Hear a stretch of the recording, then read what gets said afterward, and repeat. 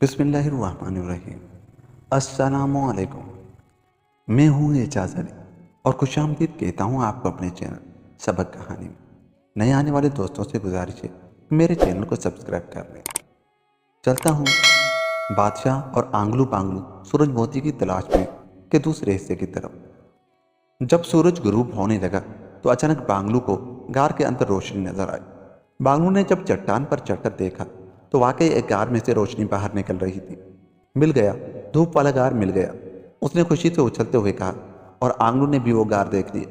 اب وہ خوشی سے اچھل رہا تھا اور پھر وہ دونوں تیز تیز قدم اٹھاتے ہوئے غار کی طرف بڑھتے چلے گئے۔ جیسے ہی وہ غار کے دہانے پر داخل ہوئے، اچانک ٹھٹک کر رک گئے اور ان کی تمام خوشیوں پر اوس پڑ گئی۔ تمام امیدوں پر پانی پھر گیا، کیونکہ وہاں سورج موتی کے بجائے ایک چراغ جل رہا تھا جس کی روشنی غار سے باہر نکل رہی تھی، اور غار کے کونے میں ایک آدمی بیٹھا عبادت کر رہا تھا۔ وہ آنکھیں بند کیے آلتی پالتی مارے بیٹھا تھا۔ اس کے جسم پر گوشت تو نام کو بھی نہیں تھا، بس ایسا محسوس ہوتا تھا جس ہڈیوں کے اوپر چمڑا مڑ دیا گیا ہو۔ چراغ کی روشنی میں اس کی ایک ایک ہڈی صاف گنی جا سکتی تھی۔ یہ انسان نہیں ہے بانگلو۔ آنگلو نے خوف سے لرزتے ہوئے بانگلو کا ہاتھ پکڑتے ہوئے کہا، تو کیا ہے؟ بانگلو نے ایسے لہجے میں سوال کیا جیسے اسے خود بھی شک ہو۔ میرا خیال ہے کسی نے چمڑے کے نیچے ہڈیاں جمع کر دی ہیں۔ انسان تو وہ ہوتا ہے جس کی ہڈیوں پر گوشت اور گوشت کے اوپر چمڑا اور اس کے اوپر کپڑے ہوں۔ یہ تو بالکل ننگا ہے۔ آنگلو نے دلیل دیتے ہوئے کہا، نہیں، یہ انسان ہے، بس فرق صرف اتنا ہے کہ یہ گوشت کے بجائے شیشے کا بنا ہوا ہے، اس لیے اس کی ہڈیاں صاف نظر آ رہی ہیں۔ بانگلو نے عقل مندانہ لہجے میں کہا، اور آنگلو کو اس کی بات ماننی پڑی کیونکہ وہ بانگلو کو ضرورت سے زیادہ عقل مند سمجھتا تھا۔ چلو اس شیشے کے آدمی سے سورج موتی کا پتہ معلوم کرے، بانگلو نے کہا، اور پھر وہ ڈرتے ڈرتے آگے بڑھے۔ اے جناب شیشے کے آدمی صاحب، آنگلو اور بانگلو سلام عرض کرتے ہیں۔ بانگلو نے آہستہ سے کہا، بانگلو بھائی، تمہارے اس چھوٹے سے سر میں عقل ہے کہ نہیں، اور اپنے آپ کو عقل مند سمجھتے ہو؟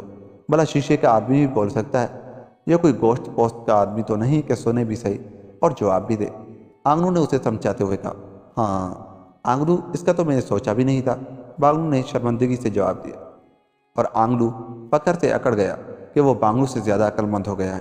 چنانچہ وہ بڑے آرام سے اس آدمی کے قریب گیا اور پھر جھک کر اس کی پشت میں دیکھنے لگا۔ یہ کیا کر رہے ہو؟ بانگلو نے پوچھا۔ اپنا منہ دیکھ رہا تھا، بڑے دن ہوئے دیکھے ہوئے، آنگلو نے جواب دیا۔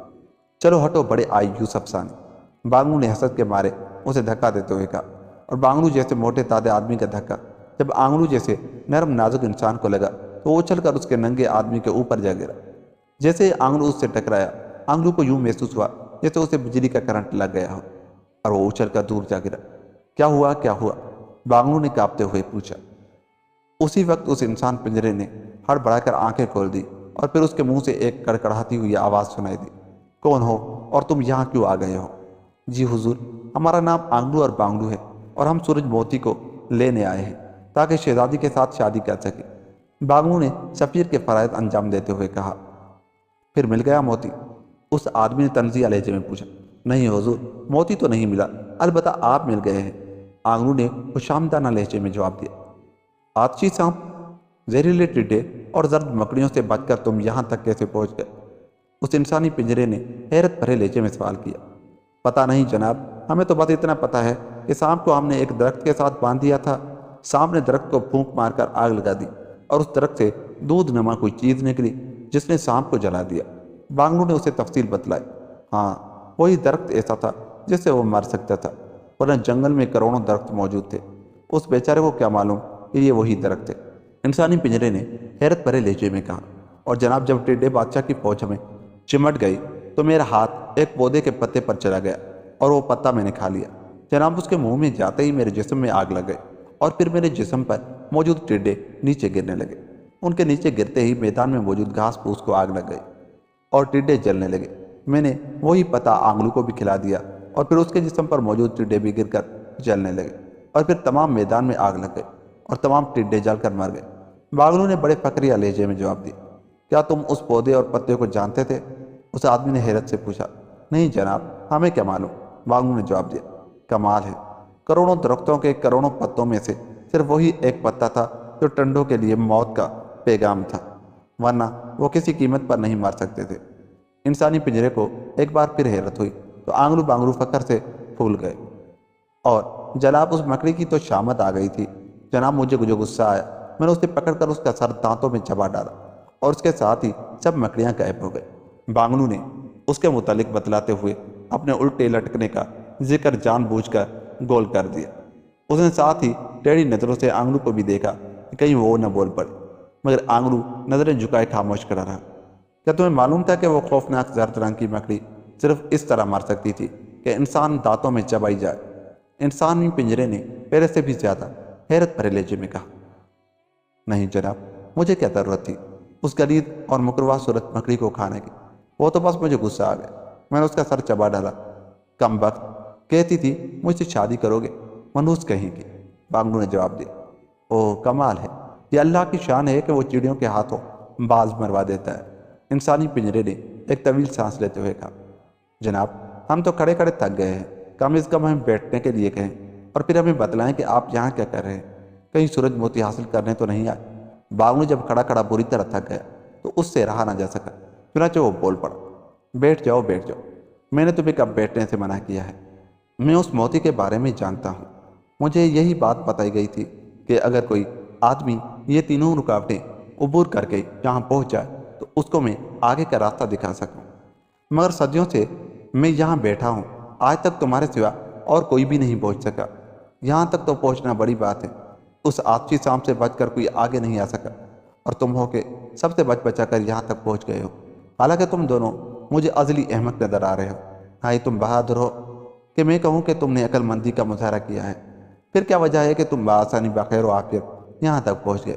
انسانی پنجرا ابھی تک حیرت میں گم تھا۔ دراصل بات یہ ہے جناب، ہم دونوں بھائی ابھی تک گنوارے ہیں، اس لیے ہم نے سوچا کہ سورج موتی لے آئیں تاکہ بادشاہ کے اعلان کے مطابق شہزادی سے شادی کر کے آدھی آدھی بانٹ لے۔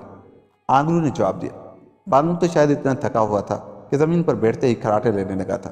ٹھیک ہے، تمہارا نام کیا ہے؟ انسانی پنجرے نے بانگلو کو سوتا دیکھ کر بڑے رازدارانہ لہجے میں آنگلو سے پوچھا۔ آنگلو، آنگلو نے جواب دیا۔ اس کا کیا نام ہے؟ انسانی پنجرے نے کھراٹے لیتے بانگلو کی طرف اشارہ کرتے ہوئے کہا۔ بانگلو، آنگلو نے جواب دیا۔ یہ کون ہے؟ انسانی پنجرے نے سرگوشیہ لہجے میں پوچھا۔ میرا بھائی ہے، آنگلو نے بڑے پرسکون لہجے میں جواب دیا۔ سنو، سورج موتی صرف ایک آدمی حاصل کر سکتا ہے، دو نہیں، اور پھر شہزادی ایک ہے، جو سورج موتی لے جائے گا وہی شہزادی سے شادی کرے گا۔ یہ بانگلو بدقسمت ہے جو یہاں آتے ہی سو گیا ہے۔ میں تمہیں سورج موتی والی کار کا راستہ بتا دوں گا جو یہاں سے بالکل نزدیک ہے۔ تم فوراً جاؤ اور سورج موتی حاصل کر کے سیدھے بادشاہ کے پاس پہنچ جاؤ اور سورج موتی اسے دے کر شہزادی سے شادی کر لو اور مزے کرو۔ انسانی پنجرے نے بڑی شیطانی مسکراہٹ سے اسے مشورہ دیتے ہوئے کہا۔ یہ بات تو بہت اچھی ہے، مگر یہ بانگلو بڑا شیطان ہے اور اسے معلوم ہو گیا تو مجھے یہ جان سے مار دے گا۔ آنگلو نے بڑی خوفزدہ نظروں سے بانگلو کے بھاری بھرکم جسم کی طرف دیکھتے ہوئے کہا۔ اسے معلوم نہیں ہو سکے گا، یہ بہت تھکا ہوا ہے، اس لیے سوتا ہی رہے گا، اور تم سورج موتی حاصل کر کے فوراً واپس چلے جانا۔ انسانی پنجرے نے اسے ترکیب بتلاتے ہوئے کہا۔ تو مہربان قدردان، دیر کس بات کی، مجھے جلدی راستہ بتلائیے۔ آنگلو لالچ میں آ گیا، اس لیے فوراً اٹھ کر کھڑا ہوا۔ سنو، غار سے نکل کر آگے بڑھتے جاؤ، جب 50 قدم آگے بڑھ جاؤ گے تو دائیں طرف مڑ جانا، 10 قدم پھر بائیں طرف مڑ جانا، پھر 10 قدم بعد دائیں طرف، اس طرح ہر 10 قدم کے بعد مڑتے رہنا، پہلے دائیں طرف پھر بائیں طرف، یہاں تک کہ 100 دفعہ دائیں طرف اور 100 دفعہ بائیں طرف مڑنے کے بعد تم سورج موتی والے غار کے دہانے پر پہنچ جاؤ گے۔ انسانی پنجرے نے اسے راستہ بتلاتے ہوئے کہا۔ سیدھا راستہ بتلائیے جناب، مجھے تو 100 تک گنتی بھی نہیں آتی، میں کہاں چکراتا پھروں گا۔ آنگلو نے دائیں بائیں کی گردان سن کر بڑے پریشان لہجے میں کہا۔ مجبور ہے آنگلو، ایسا ہی کرنا پڑے گا، تب ہی تم سورج موتی حاصل کر سکو گے، اور تم ایک بار بھی بھول گئے تو پھر تم ساری عمر سورج موتی والی غار تک نہیں پہنچ پاؤ گے۔ انسانی پنجرے نے جواب دیا۔ اچھا جناب، چلتا ہوں، دیکھو کیا ہوتا ہے۔ ویسے مجھے امید ہے کہ کام بن جائے گا، کیونکہ مجھے بادشاہ کے استاد نے ایک دفعہ بتلایا تھا کہ تمہیں سر کے دائیں طرف 100 بال ہیں اور بائیں طرف بھی 100 بال ہیں۔ میں ایسا کروں گا کہ دائیں طرف مڑتے وقت دائیں طرف کا ایک بال نوچ لوں گا، اور پھر بائیں طرف مڑتے وقت بائیں طرف کا بال۔ جب تمام بال ختم ہو جائیں گے تو میں سورج موتی والی غار کے سامنے پہنچ جاؤں گا۔ کیوں، کیسی ترکیب ہے؟ آنگلو نے اپنی ذہانت اور اس لاجواب ترکیب پر خوش ہوتے ہوئے کہا۔ بالکل ٹھیک ہے، تم بے حد عقل مند ہو، اس لیے مجھے یقین ہے کہ تم سورج موتی ضرور حاصل کر لو گے۔ انسانی پنجرے نے مسکراتے ہوئے کہا۔ اور پھر آنگلو سے سلام کر کے غار سے باہر نکل گئے۔ گو وہ بھی بانگلو کی طرح بے حد تھکا ہوا تھا، مگر شہزادی کو سالم حاصل کرنے کی خوشی میں اس کی نیند غائب ہو گئی تھی۔ اس کے باہر جانے کے بعد انسانی پنجرے کے منہ سے بے اختیار ایک طنزیہ کہکا نکل گیا، اور پھر وہ بڑبڑایا، انسان بھی کتنا لالچی ہے، ذرا سے لالچ میں بھائی کو چھوڑ کر بھاگ نکلا، اور میری ترکیب بھی کیسی کامیاب رہی، میں نے دونوں کو علیحدہ کر دیا، کیونکہ میرے خیال میں اب تک ان دونوں کی کامیابی کے راز ان کا اتفاق اور متحد ہونا ہی تھا۔ علیحدہ علیحدہ ہو کر دونوں ختم ہو جائیں گے۔ یہ کہہ کر وہ ایک بار پھر اپنی مخصوص عبادت میں مصروف ہو گئے۔ بانگلو ابھی تک سو رہا تھا۔ صبح کو جب بانگلو کی آنکھ کھلی تو ایک لمحے کے لیے وہ حیرت سے چاروں طرف دیکھتا رہا، جیسے اسے یاد نہ آ رہا ہو کہ وہ کہاں ہے۔ پھر آہستہ آہستہ اسے سب کچھ یاد آتا گیا۔ چنانچہ وہ تیزی سے اٹھ بیٹھا، اس نے بغور چاروں طرف دیکھا، اور پھر آنگلو کو وہاں نہ پا کر وہ بے حد حیران ہوا۔ آنگلو کہاں چلا گیا؟ وہ حیرت سے بڑبڑایا، اور جب اسے کچھ سمجھ نہ آیا تو وہ اٹھا اور اس نے عبادت میں مصروف انسانی پنجرے کو جھنجھوڑ ڈالا۔ انسانی پنجرے نے آنکھیں کھولی اور پھر خوشمگین نظروں سے اسے دیکھتے ہوئے کہا، تمہیں معلوم ہے کہ میں عبادت میں مصروف ہوں، تم نے میری عبادت میں خلل ڈالا ہے، اس لیے تمہیں اس کی سزا ملے گی۔ اجی جناب، میرا بھائی آنگلو کہاں ہے؟ بانگلو نے اس کے غصے کی پرواہ نہ کرتے ہوئے جواب دیا، کیونکہ اسے انسانی پنجرے سے ڈانٹنے کی بھلا کیا ضرورت تھی، جس کے جسم میں ہڈیاں ہی ہڈیاں تھیں۔ وہ جانتا تھا کہ اگر اس کا ایک گھونسا بھی پڑا تو اس کی تمام ہڈیاں ریزہ ریزہ ہو جائیں گی۔ تمہارا بھائی تم سے غداری کر گیا ہے۔ جب تم سو گئے تو اس نے مجھ سے سورج موتی والی غار کا پتہ پوچھا، میں نے اسے بتلا دیا، اور وہ اسی وقت سورج موتی حاصل کرنے نکل کھڑا ہوا۔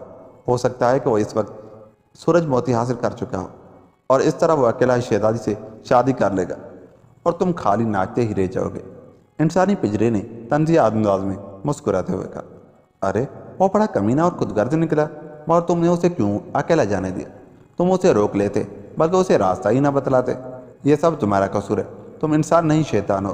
بانگلو کو شدید غصہ آ گیا۔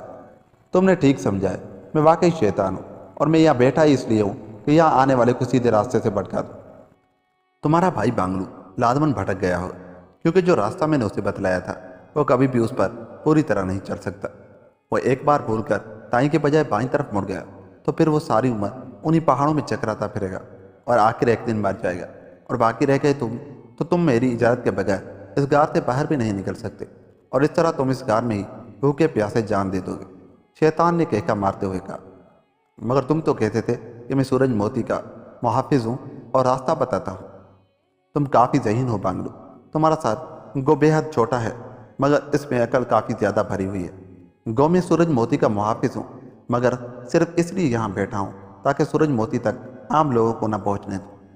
یہ موتی جنت سے لایا گیا تھا، یہ انسانوں کے لیے نہیں ہے، اور پھر خاص طور پر تم جیسے احمقوں کے لیے تو ہرگز نہیں ہے۔ انسانی پنجرے نے کہکا مارتے ہوئے جواب دیا، مگر جب تک ہمیں سورج موتی نہیں ملے گا ہم شہزادی سے شادی کیسے کریں گے؟ اور شہزادی سے شادی نہیں کریں گے تو کیا کوارے ہی مر جائیں گے؟ بانگلو نے کچھ سوچتے ہوئے کہا، تو کیا ہوا، دنیا میں ہزاروں افراد کوارے مر جاتے ہیں، اور تم مر جاؤ گے تو کیا دنیا کا نظام بدل جائے گا؟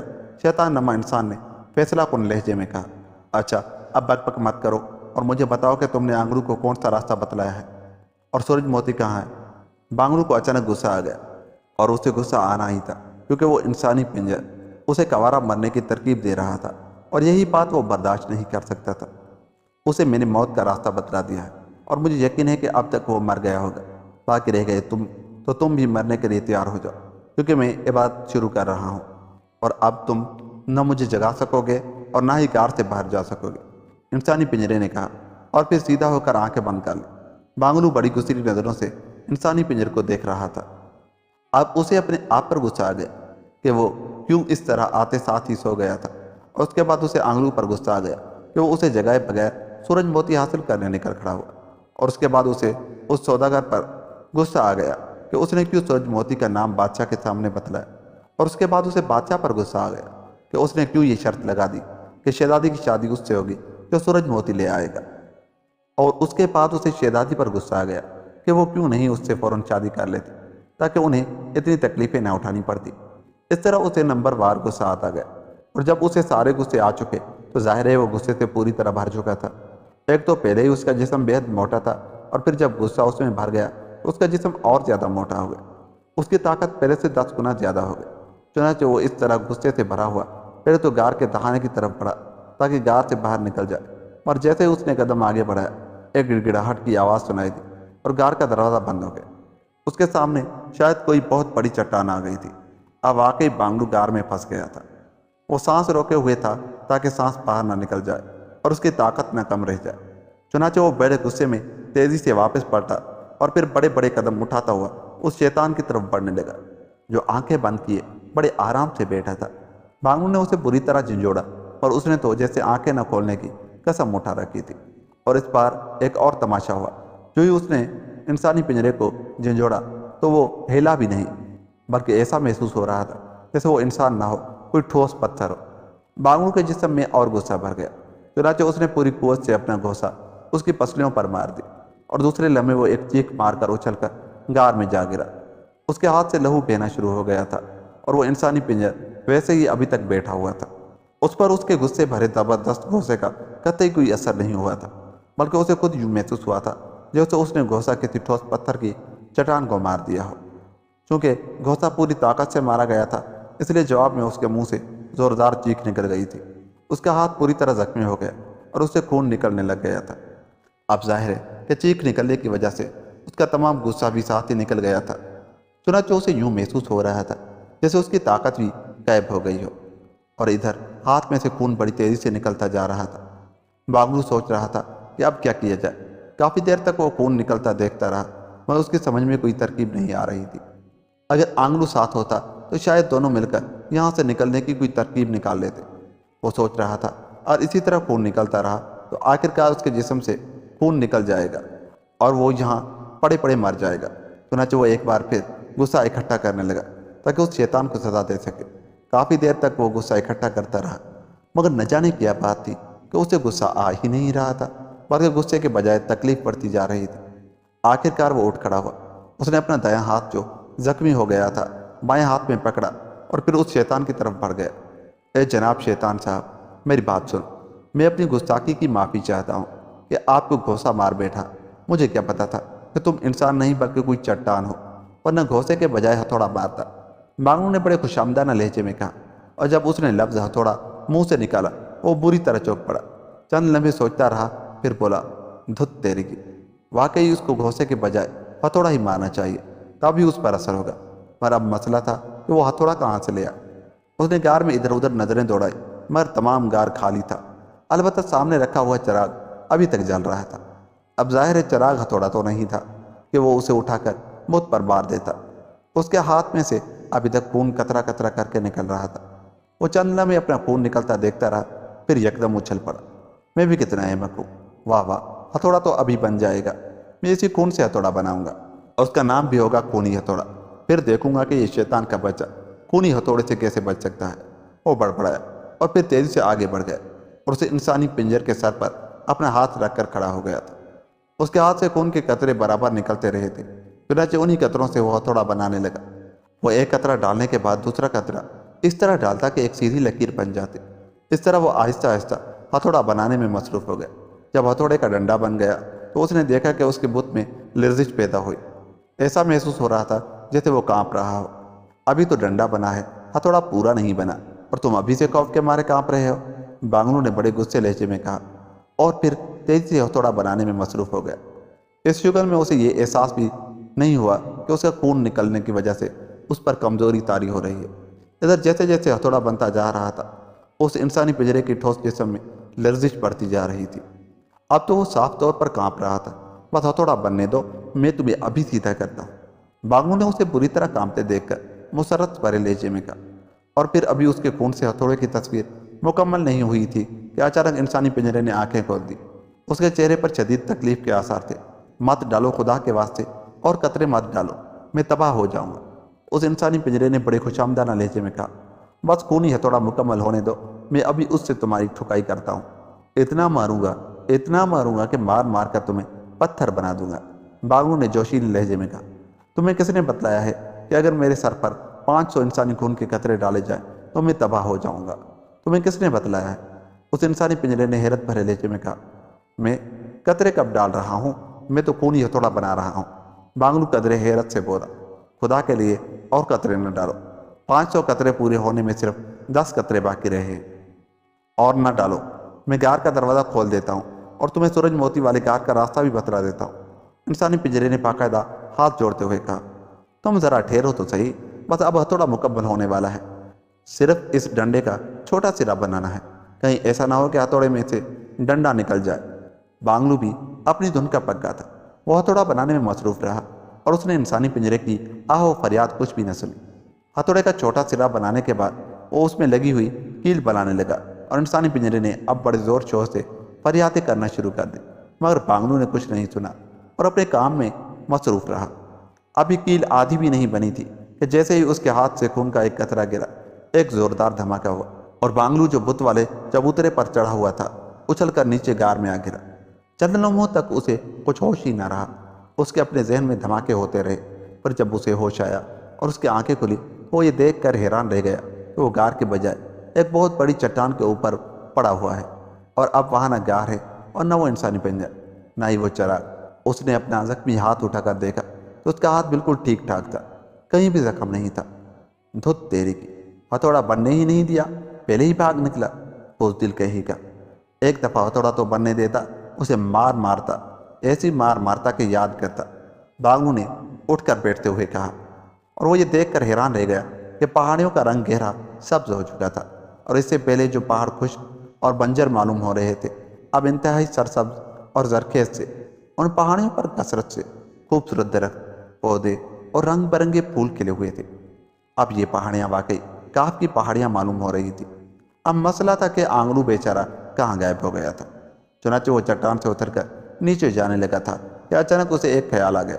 उसने सोचा कि पहाड़ी पर चढ़ने के बजाय क्यों न वो किसी बड़े से दरख्त पर चढ़ जाए और फिर वहां से छलांग मारकर ऊपर पहाड़ी की चोटी पर पहुंच जाए। चुनाचे वो तेजी से एक बहुत बड़े दरख्त पर चढ़ने लगा। अभी वो आधी दरख्त पर भी न चढ़ा था कि उसे दूर एक चट्टान के करीब एक गार में से चमकीली रोशनी नजर आई। रोशनी इतनी तेज थी कि इर्द गिर्द तमाम इलाका रोशनी में जगमगा रहा था और फिर दूसरे लम्हे वो बुरी तरह चौंक पड़ा क्योंकि उसी चट्टान के ऊपर आंगलू बैठा हुआ अपने बड़े से सर के बाल नोच नोच कर देख रहा था। बांगलू ने अच्छी तरह जगह पहचानी और फिर दरख्त से उतरकर तेजी से उस चट्टान की तरफ चल पड़ा। तकरीबन 3 घंटे की मेहनत के बाद वो उस चट्टान के करीब पहुंच गए जहाँ आंगलू बैठा अभी तक अपने सर के बाल नोच रहा था। यह रोशनी और भी ज्यादा तेज हो गई थी। ऐसा महसूस हो रहा था जैसे गार में से सूरज निकलने वाला हो। आंगलू, आंगलू, बांगलू ने चट्टान के ऊपर चढ़ते हुए उसे आवाज दी। बांगलू की आवाज से आंगलू ने सर उठाया और फिर बांगलू को देखकर उसने बुरी तरह मुंह बना लिया। क्या सर खा रहे हो?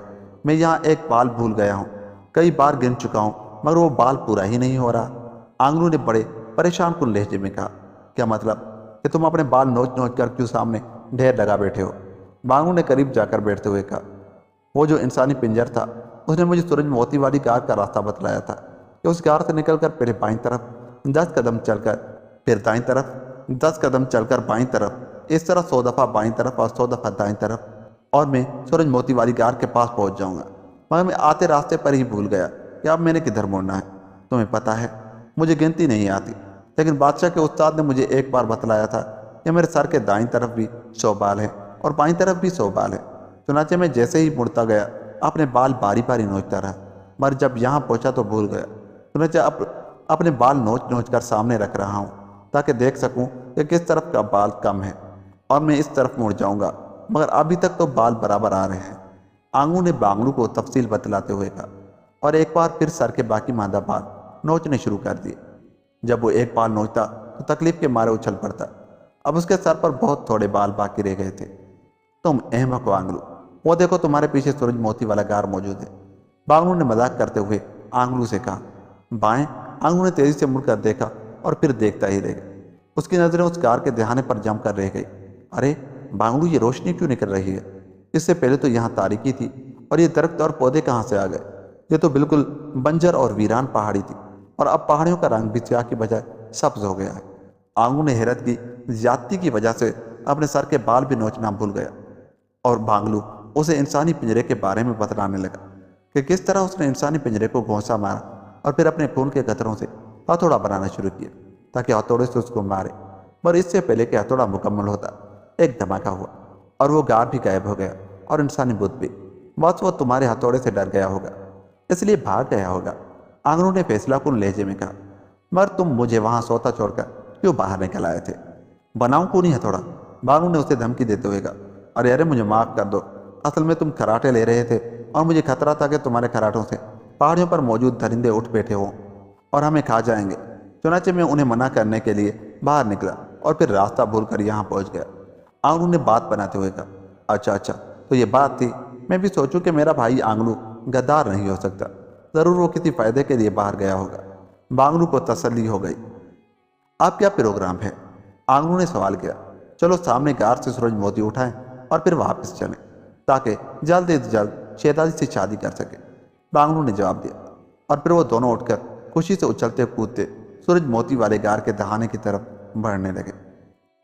آنگلو بانگلو جب غار کے دہانے کی طرف چلے جس میں سورج موتی موجود تھا تو اس کی تیز روشنی سے ان کی آنکھیں چکا چوند ہونے لگیں۔ یہ موتی سورج کے سمندر سے نکلا ہوگا، اس لیے اس کا نام سورج موتی ہے۔ آنگلو نے آنکھوں کے سامنے ہاتھ رکھتے ہوئے کہا، نہیں، میرا خیال ہے یہ موتی سورج جتنا بڑا ہوگا، اس لیے اس کا نام سورج موتی ہے، بانگلو نے اپنی رائے دیتے ہوئے کہا۔ ویسے اس کا ایک فائدہ ہوگا، جب آسمان پر بادل ہوں اور بارش ہو رہی ہو تو سورج موتی باہر نکال دے، فوراً دھوپ نکل آئے گی۔ اس طرح بیک وقت دو موسموں کا لطف آ جائے گا۔ آنگلو نے سورج موتی کے فائدے سوچنے شروع کر دی۔ اور ایک اور فائدہ تو تم نے سوچا ہی نہیں، بادشاہ سلامت جب سفر کرتے ہیں تو رات کو مشعلیں جلاتے ہیں تاکہ روشنی ہو، وہاں یہ سورج موتی نکال کر چل پڑے تو دن نکل آئے گا، آرام سے سفر کرتے جائیں گے۔ بانگلو نے ایک اور فائدہ بتلایا۔ وہ بھلا کب آنگلو سے پیچھے رہنے والا تھا؟ ارے اس کا سب سے بڑا فائدہ تو تم نے سوچا نہیں۔ جب سورج کو گرہن لگ جائے تو سورج موتی نکال کر محل کے اوپر لٹکا دیا جائے تو پوری دنیا میں دوبارہ روشنی ہو جائے گی۔ اس سے ہمارے بادشاہ کا تمام دنیا پر روب چھا جائے گا۔ آنگلو نے ایک اور فائدہ ڈھونڈ نکالا۔ ارے یہ کیا فائدہ سوچا تم نے؟ میں تمہیں بتلاؤں۔ ہمارا بادشاہ رات ہی نہیں ہونے دے گا۔ جیسے ہی سورج غروب ہونے لگے گا سورج موتی محل کے اوپر لٹکا دیا جائے گا، دوبارہ دن نکل آئے گا، نہ رات ہوگی، نہ لوگ سوئیں گے، نہ دکانیں بند ہوں گی، نہ کاروبار ختم ہوگا۔ اس طرح ہمارا ملک دن دگنی رات چگنی ترقی کرتا چلا جائے گا۔ بانگلو نے جواب دیا۔ ارے پھر تو مارے جائیں گے۔ رمضان کے مہینے میں تو جب روزہ کھلنے کا وقت ہوگا بادشاہ سلامت سورج موتی نکال دے گا اور دن ہو جائے گا، روزہ افطار ہی نہیں ہوگا، کیا کریں گے؟ بھوکے پیاسے مر جائیں گے۔ آنگلو نے ایک اور بات سوچی۔ ہاں، یہ بات تو واقعی سوچنے والی ہے۔ خیر، اس وقت ہم آدھی سلطنت کے بادشاہ ہوں گے۔ ہاں، یہ بات تو واقعی سوچنے والی ہے۔ خیر، اس وقت ہم آدھی سلطنت کے بادشاہ ہوں گے۔ ہم اپنی سلطنت میں رات کر دیں گے، ہماری سلطنت کے لوگ روزہ افطار کر لیں گے اور بادشاہ کی سلطنت کے لوگوں کو بھی اپنی طرف بلا لیں گے، وہ ہماری طرف آ کر روزہ کھول لیں گے۔ بانگلو نے فوراً ہی تجویز سوچ لی اور آنگلو سر ہلا کر رہ گیا، کیونکہ بانگلو کی تجویز واقعی لاجواب تھی۔ اس سے پہلے کہ سورج موتی کے اور فائدے سوچے جاتے وہ دونوں غار کے دہانے پر پہنچ گئے۔ اب تو ان کی آنکھوں کے سامنے سے تیز روشنی کی وجہ سے پانی نکلنے لگ گیا تھا اور انہیں کچھ نظر نہیں آ رہا تھا۔ آنکھوں پر ہاتھ رکھ کر وہ دونوں غار کے اندر داخل ہو گئے۔ ان کے اندر داخل ہوتے غار مختلف آوازوں سے گونجنے لگا۔ آوازیں ایسی آ رہی تھی جیسے کوئی کسی کو الوداع کر رہا ہو، اور پھر وہ جلتے ہوئے سورج موتی کے قریب پہنچ گئے۔ بانگلو نے اپنی کمر سے لپٹا ہوا کپڑا اس موتی پر ڈال دیا اور یکدم روشنی غائب ہو گئی۔ اب وہ بخوبی دیکھ سکتے تھے، اور پھر وہ یہ دیکھ کر حیران رہ گئے کہ اس کافی بڑی غار کی دیواریں آتشی شیشے کی بنی ہوئی تھی اور درمیان میں ایک بڑے چبوترے پر وہ موتی رکھا ہوا تھا۔ اس کی روشنی جب غار کی دیواروں پر پڑتی تو آتشی شیشوں کی وجہ سے روشنی یکدم ہزاروں گنا زیادہ تیز ہو جاتی۔ یہ تیز روشنی ان آتشی شیشوں کی وجہ سے تھی، ورنہ اس موتی میں تو اتنی چمک نہیں تھی۔ چلو اٹھائیں موتی اور واپس چلیں، آنگلو نے کہا، اور بانگلو نے چبوترے پر چڑھ کر وہ موتی اٹھا لیا۔ موتی گیند جتنا بڑا تھا، چنانچہ بانگلو نے اسے جیب میں ڈال لیا اور پھر وہ دونوں غار سے باہر نکل آئے۔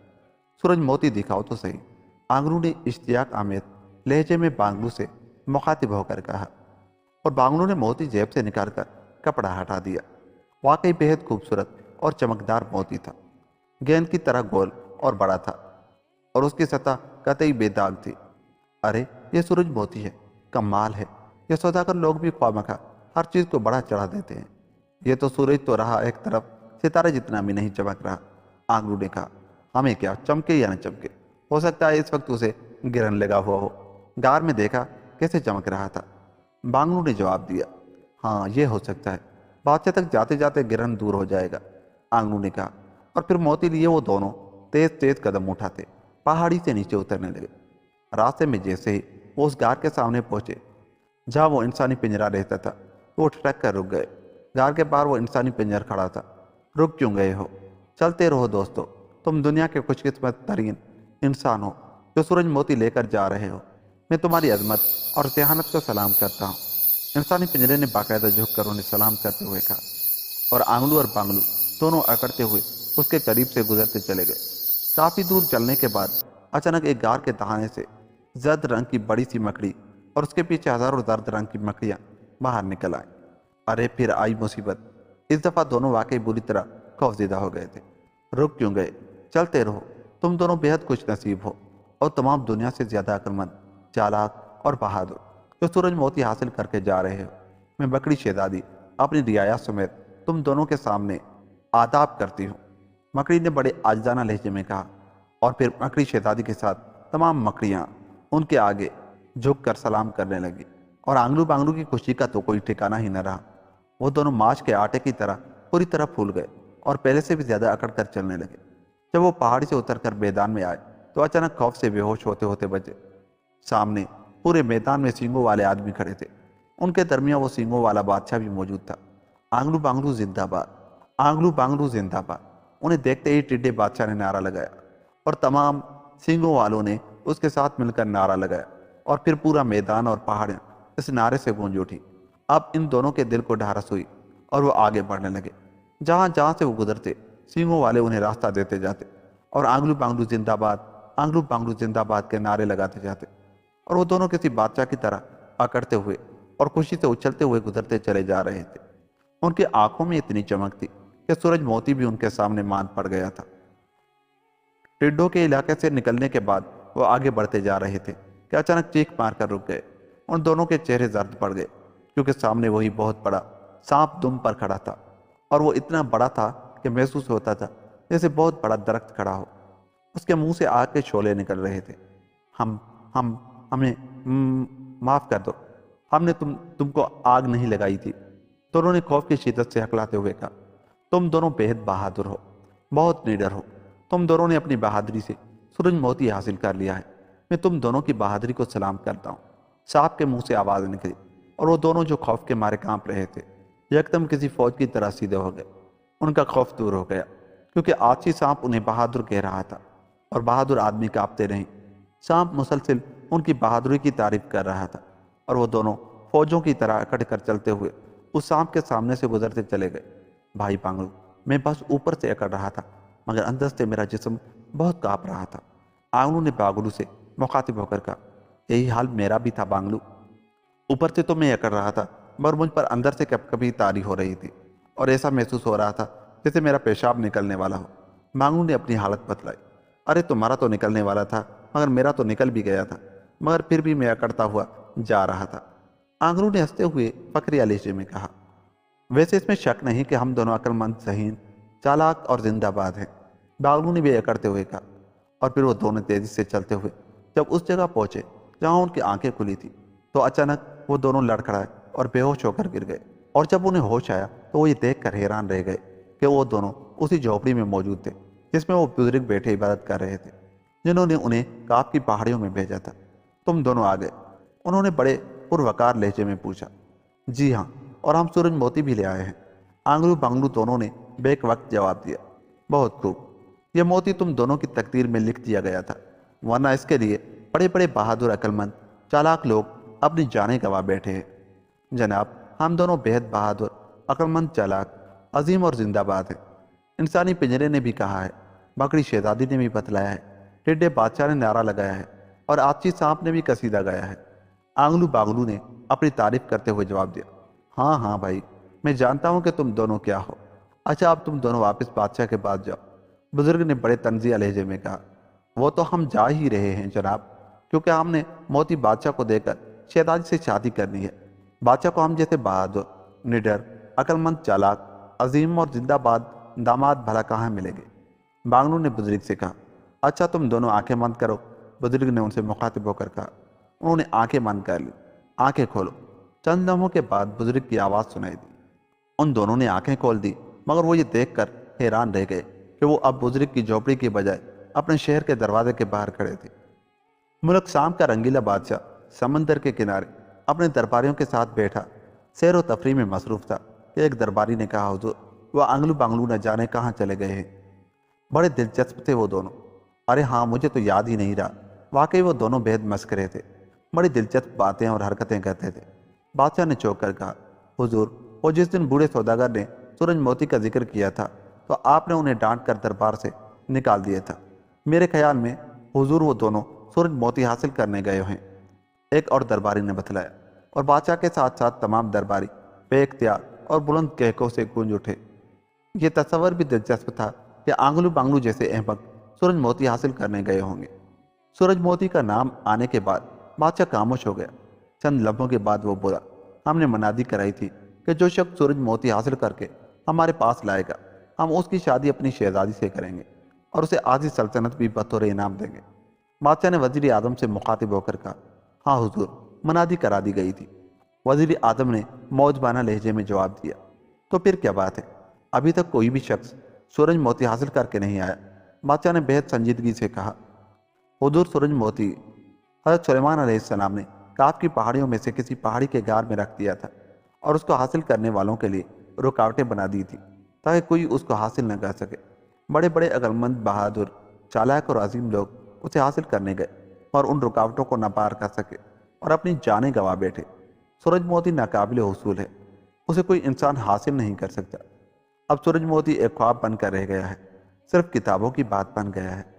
وزیر اعظم نے فلسفیانہ لہجے میں جواب دیا، ہاں معلوم تو ایسا ہی ہوتا ہے، اس لیے ہم نے بھی اس کا خیال چھوڑ دیا تھا، کیونکہ اس کا حاصل کرنا واقعی ناممکن ہے۔ بادشاہ نے جواب دیا، اور اسی لمحے ایک دربان اندر آیا اور جھک کر موجبانہ لہجے میں کہنے لگا، حضور بادشاہ سلامت، آپ کے دربار کے دو مسخرے آنگلو بانگلو حاضری کی اجازت چاہتے ہیں۔ او آنگلو بانگلو، انہیں فوراً حاضر کرو۔ بادشاہ نے خوشی سے اچھلتے ہوئے کہا، اور پورا دربار بھی مسکرا دیا، کیونکہ انہیں خوشی ہوئی تھی کہ ایک بار پھر ان کی دلچسپ حرکتوں سے لطف اندوز ہونے کا موقع ملے گا۔ دوسرے لمحے آنگلو اور بانگلو اکڑتے ہوئے اور اتراتے ہوئے دربار میں داخل ہوئے، اور ان کی شکلیں دیکھ کر ہی بادشاہ سمیت دربار میں موجود ہر شخص بے ساختہ کہکا لگانے پر مجبور ہو گیا۔ بادشاہ سلامت کے حضور دنیا کے عقلمند ترین، عظیم ترین، چالاک ترین، زندہ باد ترین آنگلو اور بانگلو سلام عرض کرتے ہیں۔ دونوں نے بادشاہ کے سامنے جھک کر اس طرح لہرا کر کہا جیسے وہ گانا گا رہے ہوں، یہ تم نے اپنی شان میں قصیدے کیوں گانے شروع کر دیے ہیں؟ کیا تم شاہی دربار کے آداب بھول گئے ہو؟ تم نے ایسی گستاخی کی جرات کیوں کی؟ کیا تمہیں معلوم نہیں کہ بادشاہ سلامتی دنیا کے عقلمند ترین، عظیم ترین، چالاک ترین اور زندہ باد ترین ہیں؟ ان کے سامنے کسی کی جرات نہیں کہ وہ اپنے متعلق ایسے الفاظ کہے۔ وزیر اعظم نے انہیں ڈانٹتے ہوئے کہا، ہاں انہوں نے گستاخی کی ہے، انہوں نے ہماری تعریف کے بجائے اپنی تعریف کر کے ناقابل معافی جرم کیا ہے، ہم انہیں موت کی سزا دیتے ہیں۔ بادشاہ نے غصے سے سرخ ہوتے ہوئے کہا، اور آنگلو اور بانگلو یہ حکم سن کر خوف کے مارے زرد پڑ گئے، ان کی ٹانگیں کانپنے لگی۔ پھر بانگلو نے ہمت کر کے کہا، حضور عالی، یہ فکرے ہم نے اپنے لیے نہیں کہے، بلکہ آچی سانپ، ٹڈے بادشاہ، مکڑی شہزادی اور انسانی پنجر نے ہمارے متعلق یہ کہا تھا۔ کیا تم دونوں پاگل ہو گئے ہو جو ایسی الٹی سیدھی باتیں کر رہے ہو؟ بادشاہ نے غصیلے لہجے میں کہا، جناب عالی، ہم دونوں بھائی سورج موتی حاصل کرنے گئے تھے تو ہمیں راستے میں یہ ملے تھے اور انہوں نے ہی کہا تھا۔ آنگلو نے کہا، تو کیا تم سورج موتی لے آئے ہو؟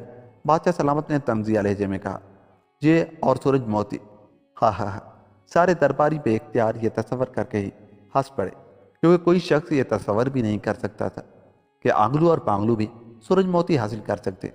جی ہاں حضور، ہم سورج موتی لے آئے ہیں، اب آپ ہمیں اپنی آدھی سلطنت بھی دیں اور شہزادی کی شادی بھی ہم دونوں سے کر دیں۔ بانگلو نے موجبانہ لہجے میں جواب دیا، کیا کہا؟ تم سورج موتی لے آئے؟ بادشاہ سمیت سب درباری حیرت اور بے یقینی سے چیخ پڑے۔ جی ہاں، یہ دیکھیے، بانگلو نے خوشی سے بھرپور لہجے میں کہا، اور پھر جیب میں ہاتھ ڈال کر سورج موتی نکالی۔ سورج موتی دیکھ کر بادشاہ تمام آداب بھول کر تخت سے نیچے اتر کر اچھلنے کودنے اور ناچنے لگا، اور اس کو ناچتا دیکھ کر تمام دربار بھی اچھلنے کودنے اور ناچنے لگے، اور ان کے درمیان بھی آنگلو اور بانگلو خوشی اور مسرت سے اکڑے کھڑے تھے۔ بادشاہ سلامت نے بانگلو کے ہاتھ سے سورج موتی لے لیا اور دوبارہ تخت پر جا بیٹھا۔ اس کے بیٹھتے ہی سب درباری واپس اپنی اپنی جگہ پر بیٹھ گئے، مگر وہ سب حیرت اور حسرت سے آنگلو اور بانگلو کو دیکھ رہے تھے۔ جو سورج موتی لے آئے تھے۔ بادشاہ سلامت بغور سورج موتی کی طرف دیکھ رہے تھے۔ زندہ باد، واقعی یہ سورج موتی ہی ہے، بادشاہ نے مسرت سے بھرپور لہجے میں کہا، اور پھر موتی وزیر اعظم کے ہاتھ میں دے دیا۔ وزیر اعظم نے بھی تصدیق کر دی کہ واقعی یہ سورج موتی ہے، اور حضرت سلیمان علیہ السلام کے بعد ہمارا بادشاہ دنیا کا خوش قسمت ترین بادشاہ ہے جسے سورج موتی حاصل ہو گیا ہے۔ مانگو کیا مانگتے ہو، تم نے واقعی بہت بڑا کارنامہ انجام دیا ہے۔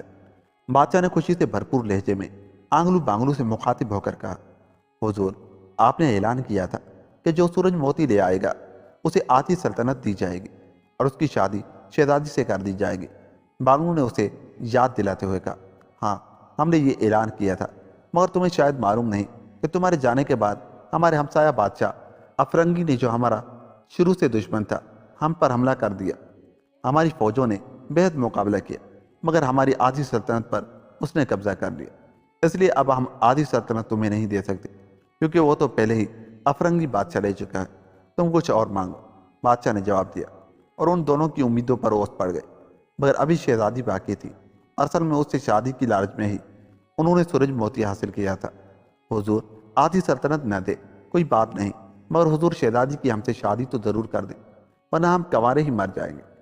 آنگلو نے دوسری درخواست پیش کرتے ہوئے کہا، شہزادی سے کون شادی کرے گا، تم یا بانگلو؟ بادشاہ نے بڑی سنجیدگی سے پوچھا۔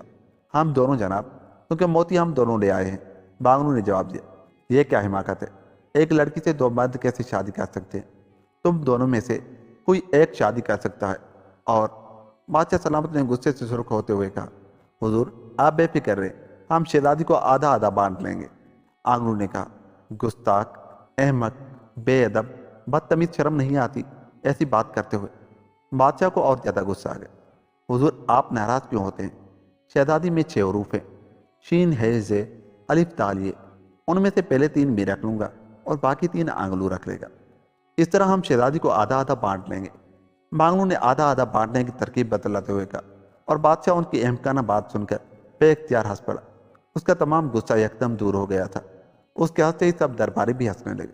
تم دونوں نے ترکیب تو خوب سوچی ہے، مگر مجھے افسوس ہے کہ تم دونوں کی شادی شہزادی سے نہیں ہو سکتی، کیونکہ ہم نے شہزادی کی شادی افرنگی بادشاہ سے کر دی تھی۔ اس طرح ہماری باقی آدھی سلطنت بچ گئی، ورنہ افرنگی بادشاہ ہماری ساری سلطنت پر قبضہ کرنا چاہتا تھا۔ بادشاہ نے وضاحت کی، کمال ہے کہ سورج موتی تو ہم لے آئے، اور انعام آپ نے افرنگی بادشاہ کو دے دیے، آدھی سلطنت بھی اسے دے دی، اور شہزادی کی شادی بھی اس سے کر دی۔ یہ ظلم ہے، یہ ناانصافی ہے۔ آنگلو پانگلو دونوں رونے پیٹنے لگے، ان کی آنکھوں سے باقاعدہ آنسو بہنے لگے تھے۔ وہ ہم سے زیادہ طاقتور تھا، اس لیے وہ انعام لے گیا۔